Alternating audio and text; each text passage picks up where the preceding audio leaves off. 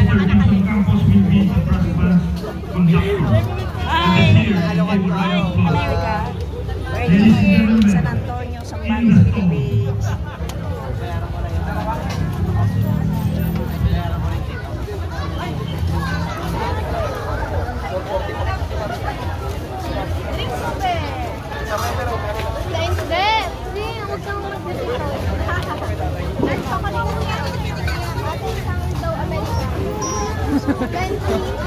Hi, beautiful.